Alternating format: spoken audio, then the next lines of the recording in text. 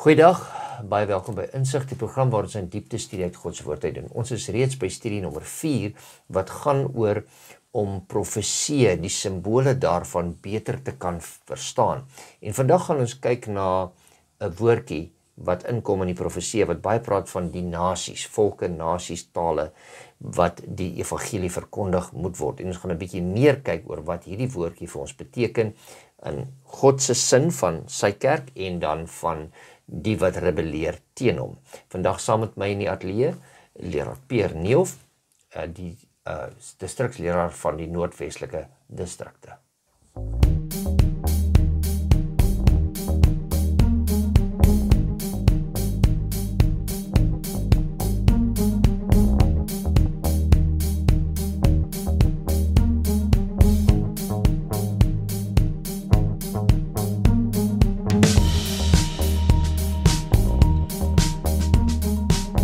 Goeiedag Pierre, dit is weer goed dat ons hier saam kan wees en saam met God se woord studeer. Ons gaan voort met ons studies om profeseë beter te verstaan, die simbole daarna te kyk. En ons gaan vandag kyk na nasies. Ja. Die woord nasies en wat dit alles voorstel in die Bybel en wat ons dit kan kry uit die profeseë uit, sodat ons wanneer die woord nasies inkom, dat ons dit 'n bietjie beter kan verstaan. Maar voor ons begin met ons studie vandag, wil jy nie saam met ons u hoofde buig nie. Vader, ons sê vir u baie dankie dat ons in u teenwoordigheid kan wees. Dankie dat ons weer uit u woord uit kan studeer. Here, wil u vir ons insig gee uit u woord uit, sodat ons u beter kan verstaan en die profeseë wat in die skrif vir ons opgeteken is, kan verstaan en kan verduidelik, dat dit duidelik vir ons word. Dit bid ons in Jesus se groot en se wonderlike naam. Amen. Amen. So as ons gaan kyk na hierdie gedeelte, kom ons blaai na Daniël 7 vers 14 toe. En soos jy almal weet, Daniël Openbaring is baie groot boeke Ja. wat profeseë aanbetref en die een verduidelik vir die ander ene. So Daniël 7 vers 14, leraar Pierre, as jy hom vir ons het. Okay, kom ons lees saam. Daniël 7 vers 14. En al aan hom is gegee heerskappy en eer en koningskap. En al die volke en nasies en tale het hom vereer. Sy heerskappy is 'n ewige heerskappy en sal nie vergaan nie, en sy koninkryk is nie wat vernietig sal word nie. Met ander woorde, en hier verwys ons, as jy na Daniël hoofstuk 7 kyk, dan sien ons dit wys vir ons die koninkryk van Christus. Amen. Wat op die ouende gaan staande bly, na al die aardse koninkryke geval het. Of die heerskappye en die koningskappe verval het. So hier sê dit vir ons, Christus sin sal bly tot in ewigheid. En dit is mos waarvoor ons leef en waarna ons streef. Ons wil hê dit moet gebeur. Ja. En ons weet hy is eintlik klaar in beheer, maar ons wil ook hê dat die hijacker wat hier op die aarde rondloop, dat hy heeltemal geëlimineer kan word, sodat ons onder die koningskap van Christus kan staan. So, met dit gesê, kom ons gaan kyk wat sê die ander gedeeltes vir ons nou hier in ons volgende gedeelte, en ons lees dit al in vroeg gedeelte in Genesis. Ons moet ons altyd by die begin begin. Ons begin by die begin, want dis 'n goeie plek om te begin. So as ons gaan kyk na Genesis hoofstuk 10, en ek dink jy daar vir ons sekere verse uitgekies, maar jy kan volg en jy kan lees by die huis, vanaf vers 1 tot en met vers 12, ons gaan nie almal lees hier nie. Ja, ek dink, so vanaf vers 1 tot en met vers 9, sal ek maar sê, of vers 8, is dit so half die stamboom van Noag. Geef ons 'n bietjie geskiedenis. Geef ons die geskiedenis, wie die seuns was, wie daar was, wie die volke was op die einde van die dag. Maar in vers 8 tel ons op van die een seun, wie Kus was. En hy was die vader van Nimrod, soos wat vers 8 sê. En die Bybel beskryf hom so. Hy het begin om 'n geweldenaar op aarde te wees. Hy was 'n geweldige jagter oor die aangesig van die Here. Daarom sê hulle soos Nimrod 'n geweldige jagter voor die aangesig van die Here. Kom ons gaan vers 10. En dan vers 10 dink ek. En die begin van sy ryk. Met ander woorde, hier sien ons nou daar's nou 'n begin van sy ryk. Met ander woorde, hy is die heerser. Kom ons noem dit maar so, soos dit nie koning wil noem nie. Dit was wat? Babylon, Ja. Babel en Erag en Akkut en Kalme en die land Sinier. Met ander woorde, hy het beheer gevoer oor 'n redelike groot area. Maar Ja. as ons wil weet wat se tipe koning hy was, moet ons na die vorige vers kyk. Yes. Want die vorige vers sê vir ons hy was wat? Hy was 'n geweldige jagter. En in vers 8 sê hy was 'n geweldenaar. So in hierdie geval, want baie van die in die nuwe vertaling laat dit so half as 'n positief Hy's 'n goeie jagter gewees. Ja, 'n goeie jagter. Maar ek dink wat die Bybelskrywers vir ons hier probeer uitlig, dit was half die begin van die rebellie, want as jy gaan lees, een van die lande waaroor wees is ook Nineve. Ja. Dit is hier genoem. Ons weet wat Nineve se storie was. Maar op die einde van die dag kan ons dan sê dat hierdie was nie noodwendig positief nie, maar dit was die begin van die rebellie teen Ja, want as ons nou kyk na God. Babel en Ja. as ons Babel sê reg van die begin af, dan hoor ons van die toring van Die Babel. Ja. Wat het daar begin gebeur? Want hulle het gesê kom ons bou 'n toring sodat ons nie weer kan wees nie. Met ander woorde, dit was daai ding van ons wil nie toelaat dat God weer 'n vloed op die aarde gaan bring. Met ander woorde, is 'n rebellie teen God. Ja. So letterlik was Nimrod die eerste ene wat 'n georgestreerde rebellie teen God gelei het. Amen. Ja. So met ander woorde, dis die eerste gedeelte wat ons daarna sien. En dan sien ons daar, dit was nie so seer om God te verhef nie, maar dit was eintlik om teen God te werk. En nie noodwendig die plan wat die Here vir hulle gehad het nie. Want hulle het geweet, die Here het vir hulle gesê, met die teken wat vir Noag gegee was, met die, daar sal nie wees So vloed wees nie, maar hulle het gesê nee. Nee, en ek dink hulle wil daai vereniging, was die vereniging van tale, en hulle het gesê, kom ons kyk of ons hierdie toring kan bou. So onder Nimrod het hy basies die rebellie gelei teen God. Teen God. So met ander woorde, ons sien dit, so as ons praat van Nimrod, en ons praat van Babel, ek weet, as ons in die Bybel praat, en Babel word genoem, Babylon, Egipte, Nineve, dan is dit alles vir ons simbole van dit wat teen God se koninkryk staan. Ja. Met ander woorde, alles wat eintlik reglyn daarin is. Ja. En nou kyk ons na die volgende een en sê ons maar, ons weet die Here het vir Abraham, nou ja, Abram en Abraham, die een het die ander ene geword nadat die Here hom geroep het.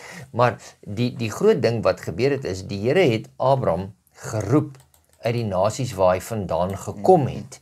Nou hoekom, jy kom uit 'n nasie uit, en ons sê dan altyd, Peer, laat jou liggie skyn daar waar die Here jou geplaas het. Yes. Moenie jou liggie op 'n ander plek probeer laat Ja. skyn nie. Hier kom die Here en hy sê vir Abraham, nee, kom uit die volk uit waar jy was. Kom ons gaan vinnig so doen. Hoofstuk 12 van Genesis, Okay. vers 1 tot 9. Vers 1 sê, en die Here het aan Abraham gesê, gaan jy uit jou land uit en uit jou familie uit jou vader se huis na die land wat ek jou sal wys. So die Here sê nee, ek wil hê jy moet jouself afsonder. Is dit omdat die Here wou gehad het dis 'n spesiale volk en die Here wil niks met die ander volke uit te waai nie, of het die Here dalk 'n ander plan met ons weet Abraham was net nog, hy was kinderloos gewees, so daar was nog nie 'n volk nie. Ja. Die volk van Israel het eintlik eers begin in Egipte. Ja. Maar hier kom die Here en hoekom het hy hom uitgeroep? Hoekom? Hy is dan in sy familie. Hy is dan in sy tuiste. Was hulle daar by die familie gebly het, dan sal die missie wat die Here op sy lewe geplaas het. Want as jy verder in vers 12 lees, dan sê die Here, hy het hom nommer 1 'n belofte gemaak. Ek sal vir jou 'n vader van menigte nasies maak. So hy het, die missie wat hy gehad het, was om hierdie woord, sal ek maar sê, te versprei, en na die land wat die Here hom toe sal wys. En ons weet op die einde van die tyd, die land wat die Here hom gewys het, kan ons ook noem is die beloofde land. Ja. Dit is wat die Here aan hom beloof het. En die Here het gesê, hy moet weggaan uit sy oorsprong en gaan na 'n ander plek toe, want hy moet iets daar doen. Ja, en dis baie keer is dit baie makliker om 'n nuwe begin te begin, daar waar jy nie invloede van ander het wat nou dalk negatief op jou is nie. Ja.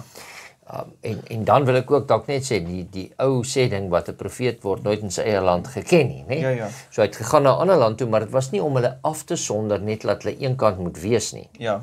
Dit was dat hulle afgesonder kan wees, dat hulle op kan bou sodat hulle 'n positiewe lig na die res van die wêreld toe kan bring. Die Here wou nooit net 'n sekere volk gehad het nie. Ja. Hy het net 'n sekere volk gebruik om die woord en sy liefde te kan verkondig aan elkeen. Ek dink as ons Openbaring 14 vers 6 soos wat dit daar uitkom en sê, toe het ek ander die hemel sien hoog in die lug vlieg en hy het die ewige evangelie ontvang om te verkondig aan die aardbewoners, aan elke nasie, stam, taal en volk. En dit bring weer terug tot die missie wat gegee is om die evangelie van die Here aan almal en al die aardbewoners te verkondig. Ja. Maar dit is vir my baie mooi dat hy sê alle stamme, alle tale, alle nasies. Met ander woorde, dis asof jy van so trappe afgaan met hom, jy kom sly hom tot onder, dit wil amper sê tot by die individu. Ja. Moet hierdie boodskap uitgaan na elkeen van hulle toe.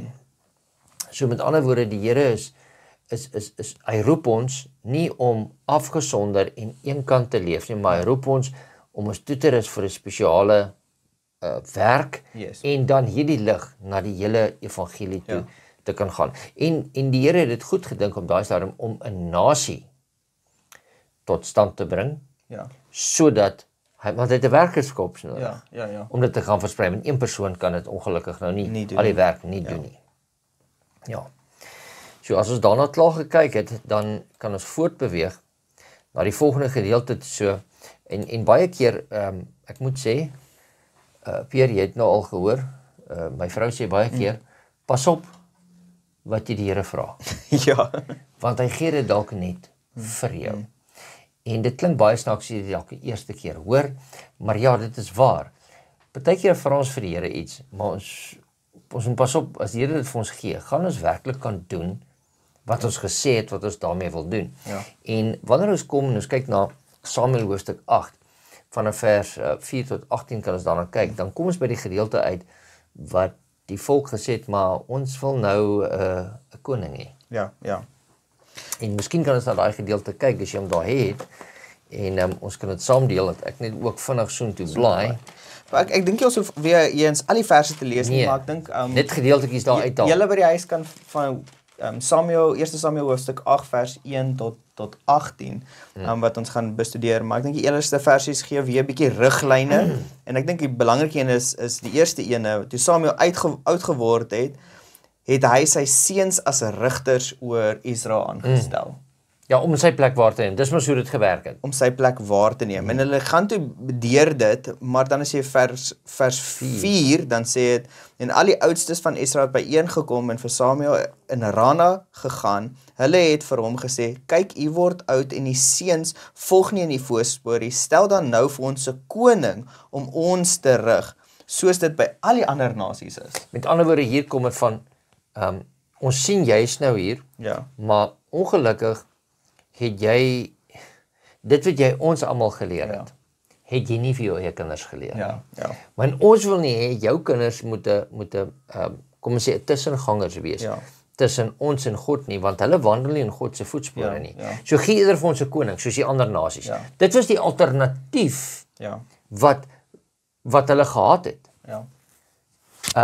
Wat is die ander alternatief? Hoorie, stel vir ons 'n ander profeet aan, want jou kinders wandel nie in die weë nie, wat weer 'n tussenganger kan wees, maar hulle sê toe nee, ons wil wees soos die ander nasies. En dan weer eens anderster is, want jy sê hierso Samuel se antwoord, dit was egter verkeerd in die oë van Samuel dat hulle dit gesê het.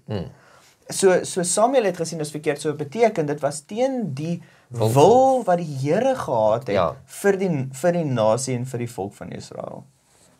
Ja, en dit sê daar vir ons, en Samuel het die Here se aangesig gaan soek. En vers 7, toe sê die Here vir Samuel, luister na die volk, in alles wat hulle aan jou sê, want nie jou het hulle verwerp nie. So, nou kom ons by die storie uit. So die Here weet in elk geval, nou kan ons sien, deur 'n koning te vra, en nie op Samuel te vertrou, en op die Here te vertrou, dat hy sy profete kan lei nie, het hulle sê, geef ons eerder 'n koning. So met ander woorde, die Here sorg nie vir ons nie.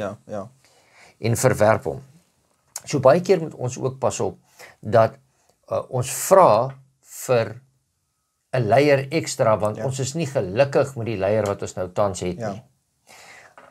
En baie keer weet ons nie, en soos ek het nou maar altyd in my manier sê, ons weet nie wie die nuwe farao wat in Egipte land opstaan nie, en of hy weer vir Josef ken nie, maar ons weet nie wat ons gaan verder doen met die leiers wat ons graag wil hê, en hoe ons vorentoe kan gaan nie. Ja. So ons moet baie pas op wat ons die Here vra, want dalk lyk dit goed, omdat die ander mense dit doen, en as ek dit nou so sê, nie die kinders van die Here dit doen nie, want ons wil dieselfde wees as hulle. Ons moet die Here se riglyne volg, en nie ons eie koppe nie. Daar's iets wat jy wil byvoeg. In vers 18, en dis die laaste versie wat ons lees, en sê, julle sal op daardie dag om hulp roep oor julle koning, en hy vra toe van alles wat die koning sal vra, as ek dit nou maar so sê. Op daardie dag sal julle om hulp roep, julle koning wat julle vir julle verkies het, maar die julle sal julle nie op daardie dag verhoor nie. So met ander woorde, hier kom die Here, en hy sê, julle soek nou 'n koning. Okay, julle vra vir my. Julle het my eintlik verwerp, ek gaan, as jy die Here verwerp, dan sal die Here nie vir jou dwing om hom te volg nie. Maar onthou nou, jy het nou dit gevra. Jy gaan nou kry wat jy wou gehad het. Maar as jy weer sê later, Here draai dit om, dan gaan ek sê, nee, dis wat jy wou gehad het. Nou sit jy met die gevolg van jou keuse. En dis ook iets wat ons aan moet dink. Ons vra baie keer, Here, gee my hierdie of gee my daai, Here, ek wil nie dit hê of dit hê. En dan gee die Here dit vir jou. En dan agterna, dan wil jy amper weer die Here blameer om dit vir jou gegee het, want jy het dit gevra. En ek dink dis eintlik nogal 'n begin van nogal 'n hartseer storie, maar ook 'n storie van hoe die Here se goedertierenheid en genade oor die mense is, want die Here gee vir ons waarvoor ons gevra het, nommer 1. Maar in die geskiedenis van die Israeliete kan jy sien, hulle het goeie leiers gehad, maar hulle het ook regtig slegte leiers gehad. En hulle het die volk heeltemal afgetrek van die missie wat die Here vir hulle gehad het, op die einde van die dag. Maar selfs die goeie leiers was met tye ook maar sleg. As ons kyk na Dawid. Hy het 'n man, nie net 'n man nie, maar 'n man met 'n hele peloton laat doodmaak, omdat hy sonde gepleeg het met die man se vrou. En dan ook 'n hele paar ander goed wat ons kan optel wat hy weet, daar het hy die volk wou tel. So en hy sê, Here, laat dit maar onder die volk ingaan, die probleem. En ek dink dis waar Deuteronomium noem het, wat die Here gesê het, waar hy vir hulle toegesê het, ek sal vir julle dan die koning gee, want julle het daarvoor gevra. So met dit, ek dink die Here het geweet die pyn wat die volk sal ervaar, en die afleiding van die missie wat die Here het vir hulle, en daardie verbreek van, nou vertrou julle nie meer op die Here nie, julle vertrou nou op die koning, en dit bring dit terug, die Here het toegeraak, maar op die einde van die dag kan ons ook uit die slegte dinge, kan ons die Here se genade sien vir sy volk. Baie dankie, Peer. Die ander gedagte wat nou by my inkom is, die Here het gesê, julle wil 'n koning hê. Met ander woorde, julle wil nou, onthou hy die volk Israel uitgekies, om 'n heilige priesterdom te wees, om 'n geestelike nasie vir hom te wees. Nou wil hulle 'n politieke nasie word. En die Here het elkeen van ons gekies om geestelike Israel te wees, om geestelikheid na die wêreld toe te bring, nie om politieke mag oor te neem nie. En dit is waar hulle probleme ontstaan het, en al die probleme wat daarmee kom. Nou ons almal weet, baie keer is die woord politiek, en as ek het gebruik, is dit vir my soos 'n skelwoord. Dis iets wat amper nie daar hoort nie, want dit is net negatief op die einde van die dag. So, kom ons gaan kyk. Die laaste kommentaar, sorry, ek wil aangaan, maar die laaste kommentaar wat ek het, as ek net wil prakties maak met my op vandag, ons is geestelike Israel, so wat oom nou genoem het, dan gaan dit my verstand te bowe, so wat hulle gesê het, ons wil soos die ander nasies wees. Hoekom is ons ook vandag as Christene, wil ons soos die ander nasies wees? Die Here roep ons dan uit om anders te wees. En ons sien uit die Bybel al die voorbeelde. Net 'n maar tog, met ander woorde wat jy nou vir ons sê is, ons kan nie sê, die klomp Israeliete is 'n klomp onnoosel mense gewees nie, hoe kan hulle dit, ons doen een dieselfde. Ons doen dit vandag. So met ander woorde, alles wat die sondes waaraan hulle aanskuldig was, is ons ook maar aanskuldig. Kom ons leer uit hulle lesse uit, maar dit lyk vir my, ons leer nie. Kom ons gaan kyk, wat sê Matteus 20 vers 25 tot 28. Okay, Matteus 20 vers 25 tot 28. Maar Jesus het hulle na hom geroep en gesê, julle weet dat die owerstes van die nasies oor hulle heers en die groot manne oor hulle gesag uitoefen.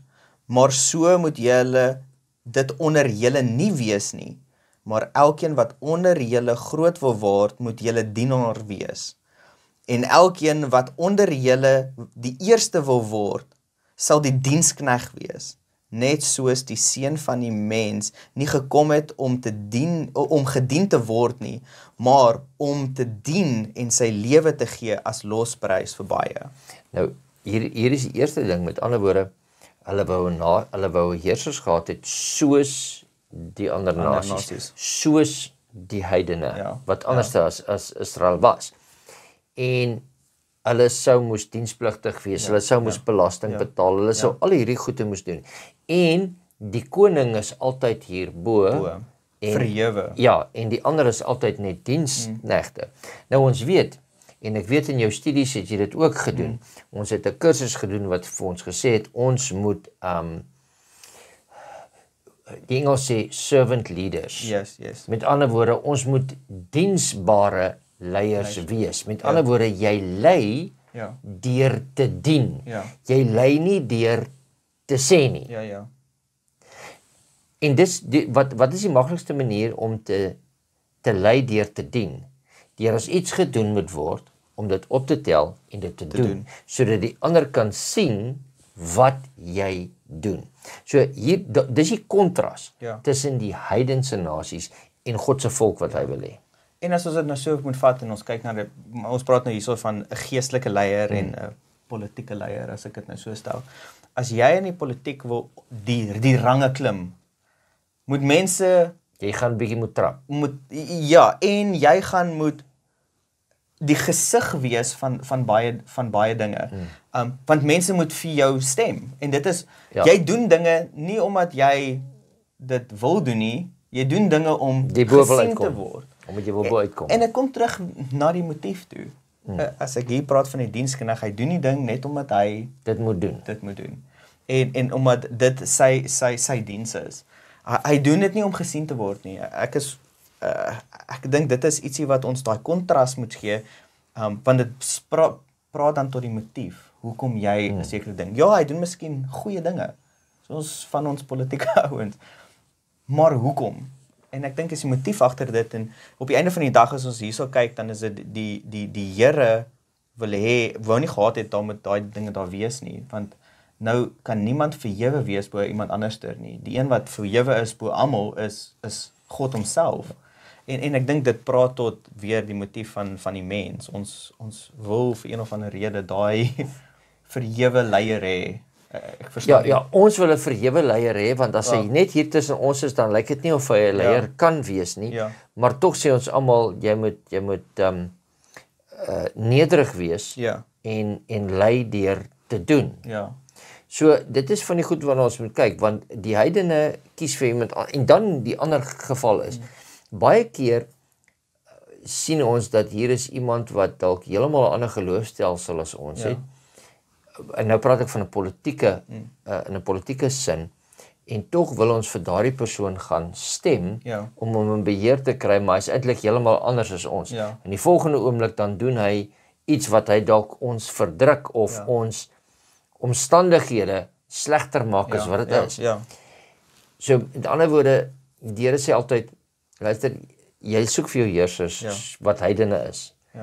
En 'n heiden sal nooit 100% kyk na God se kinders nie. En dit is die ding wat ons moet oplet en seker maak dat wanneer ons vir ons leiers kies, dat ons vir ons geestelike leiers sal kies, wat God altyd eerste stel. Want as daardie leier God eerste stel, sal hy God se kinders ook eerste stel in die leiding wat hy het. Nou wanneer ons nou gaan kyk na die laaste gedeelte, dan kom ons daar by die gedeelte wat sê, maar weer eens, nou wil ek vinnig teruggaan na Abraham se gedeelte toe wat ons gedoen het. Abraham was gekies om wat te wees? 'n lig vir die wat rondom hom is. Dit is hoekom die Here hom daar uit sy huis uit gekies het, want hulle was redelik godsdienstig, maar die Here het hom uitgeroep en sê, kom hierdie kant toe sodat jy 'n lig vir die heidene kan wees, sodat jy vir hulle kan wys hoe ek gedien moet word en wie ek werklik is deur die manier wat ek doen. En baie keer het hulle 'n bietjie geval. Ja. En nou gaan ek die ander ding sê. Ekskuus ek so baie praat. Maar hoeveel keer het jy al gehoor dat die Here sê, as dit 'n Christen is, wil ek nie 'n Christen wees nie.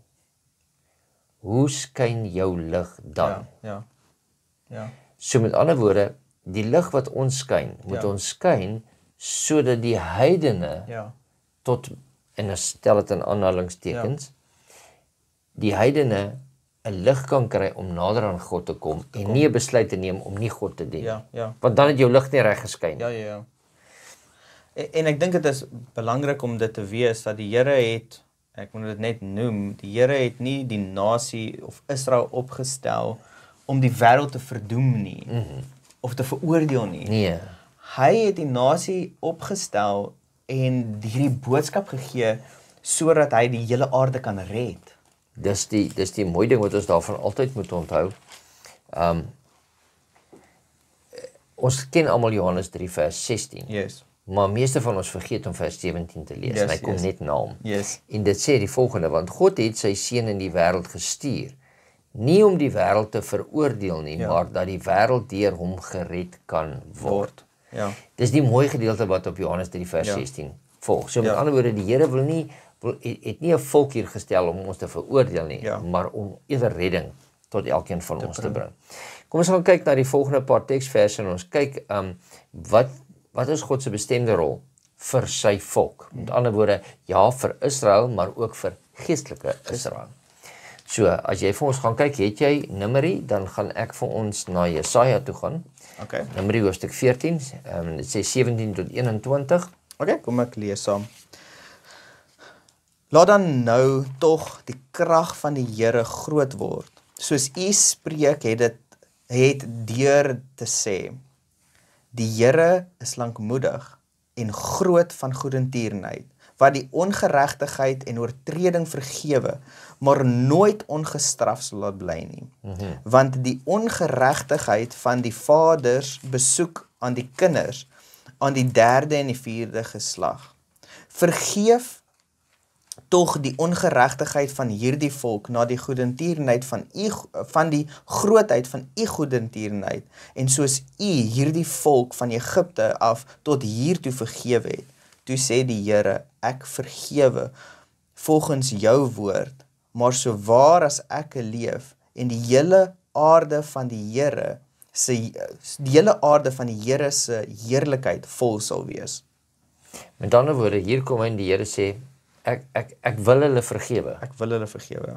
So, dit is wat die Here wil doen. En daar kan net vergifnis van hulle kom as daar evangelie versprei word om vir mense te sê dat hulle verkeerd doen, want jy moet belydenis doen van jou sondes voor jy vergifnis kan kry. Jesaja 42 vers 6 sê, ek die Here het u geroep in geregtigheid. So die Here het ons geroep. En ek vat u hand en behoed u en gee u as 'n verbond van die volk, as lig van die nasies. Van die aarde, Met ander woorde, dit is wat die Here wil hê wat ons moet wees. Ons moet 'n lig vir die nasies wees. Al die verskillende nasies op die aarde. En nasies sluit al die nasies in. Dit sluit nie sekere nasies uit nie. Ja, as ons kyk 49 vers 6 ook van Jesaja 49 vers 6 is ek reg. Dan sê dit daar vir ons, hy het gesê, dit is te gering dat u my knegt sou wees om op te rig die stamme van Jakob en terug te bring die gespaardes in Israel. Met ander woorde, die Here wil nie net die nasies daar buitekant nie, maar ook die gevalle kinders van hom wat binne in sy volk is, wil hy tot redding wees. Amen. Ek wonder Pierre vir die laaste ene as ons kan kyk. Kom ons gaan na die laaste boek toe van die Bybel. Openbaring hoofstuk 18. As jy na daai gedeelte vir ons kan kyk. Openbaring 18 vers 1 tot 4. En na hierdie dinge het ek 'n engel sien neerdal uit die hemel met groot mag, en die aarde is verlig deur sy heerlikheid. En hy het met 'n groot stem kragtig uitgeroep en gesê, geval het die groot Babylon, En dit het geword 'n woonplek van duiwels, 'n versamelplek van allerlei onrein geeste, 'n versamelplek van allerlei onrein haatvoëls, omdat al die nasies gedrink het van die wyn van die grimmigheid van haar hoerery. En die konings van die aarde het met haar hoereer het, en handelaars van die aarde ryk geword het deur die mag van haar weelderigheid. En ek het 'n ander stem uit die hemel sien hoor gaan uit haar, my volk, sodat julle nie gemeenskap met haar sondes mag hê nie, van haar pla ontvang nie. Met ander woorde, hier kom ons en ons sien hierdie tweespalt van hierdie metafoor tussen die Babylon en God se kinders, en Babylon voorstelling van die wat God verwerp het, alles wat verkeerd is. En dan hierdie vrou, hierdie kerk, die valse aanbidding, wat die nasies verlei het met die wyn van die grimmigheid van haar hoerery, nie? En dat hulle almal agter haar aangeloop het. En die Here wat wil die Here hê wat moet gebeur? En ons kry dit in vers 4. Gaan uit haar uit my volk. Sodat julle nie gemeenskap met haar sondes mag hê en van haar pla mag ontvang nie. Die Here wil twee goede hê. Hy wil hê jy moet uit haar uitgaan. Jy moet nie deel wees van valse aanbidding nie. Jy moet nie staan onder die valse nasies nie, maar jy moet staan by hom. Dis die eerste ding. Die tweede een is, hy wil nie hê jy moet van die pla ontvang nie. So die pla, en ek het dit vroeër vandag, het ek dit met 'n klas gedoen. En wat dit uitgekom het, maar die helse vuur is nie berei vir die mens nie. Dit was berei vir die Satan en sy engele. Maar omdat van ons hom gaan navolg en nie die Here nie, gaan ons op dieselfde plek beland. Okay. Studie van die hel, heeltemal op 'n ander situasie. Ons van ons vorige studies het ons dit gaan doen. Julle kan gaan kyk 'n bietjie daarna. Maar dit is berei vir hulle. So die Here sê, ek wil nie jou daarin hê nie. Ek wil nie jy moet daarin val nie. Die Here het iets goeds wat hy vir ons wil hê. Maar hy moet ons koning wees. Ons moet sy nasie wees, 'n uitverkore nasie, sodat ons by hom kan wees. Maar ons evangelie moet gaan na al die nasies toe. Peer, dit was goed. 'n Laaste woord van jou kant af, anderste as jy nie het nie, kan jy vir ons afsluit met 'n gebed. Nee, ek dink die belangrike ding wat ek net uit hierdie kom is, so dit wil sê, God het sy nasie reg aan die begin opgestel. Die nasie het deur al die eeue gebly staan, en dit is dies wat God gekies het. En ek dink net dit is so belangrik dat ons moet seker maak ons bly in die Here en ons volg sy woord en ons word nie verlei met alles wat rondom ons gebeur en strewe na dit wat die wêreld vir ons gee. Maar ons kyk na die Here vir al ons krag.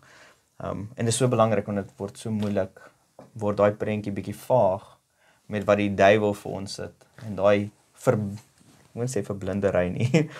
Verblindery op 'n manier, En ek dink dit is belangrik dat ons seker maak ons lewe 'n lewe wat volgens die Here se wil lewe. So, hier is ons oproep en ons hoop u sal deel vorm van God se nasie. Amen. Wat 'n lig is vir al die ander nasies rondom ons, sodat ons kan vertel van die liefde en van die verlossingsplan van ons verlosser Jesus Christus. Peer, sluit vir ons af met 'n gebed. Kom ons sluit die oë saam. Dankie liewe Heer dat U ons God en ons hemelse Vader is. Heer dat U 'n plan reg van die begin af gehad het om ons verlossing te kan gee. Heer, ons is deel van U volk en ek bid dat U vir ons sal gebruik. Heer, soos wat U vir Abraham gebruik het om 'n lig te wees vir die nasies. Heer, gebruik ons dat ons die lig in ons samelewing, in ons werkplek, by skool, waar ook ons mag gaan. Heer, dat ons U liefde en U lig sal uitstraal vir die mense rondom ons. Help ons dat ons dit sal doen tot eer en verheerliking van U naam. En Heer, ons sien uit om U te sien kom op U wolke, waar U sê, wel gedaan, my goeie en getroue diensknegt. Ons sien uit na daardie blye dag, is ons gebed in Jesus naam. Amen. Amen.